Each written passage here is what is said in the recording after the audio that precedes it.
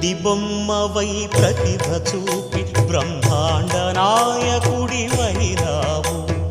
మాతా పితలకు ప్రదక్షిణముతో మహాగణపతిగా మారావు.